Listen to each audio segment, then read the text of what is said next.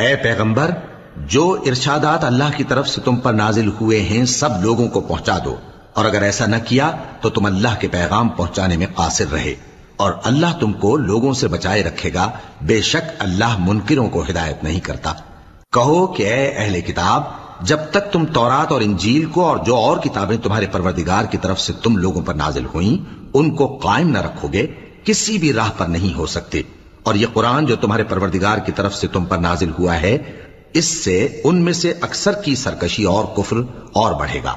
تو تم قوم کفار پر افسوس نہ کرو۔ جو لوگ اللہ پر اور روز آخر پر ایمان لائیں اور عمل نیک کریں، خواہ وہ مسلمان ہو یا یہودی یا ستارہ پرست یا عیسائی،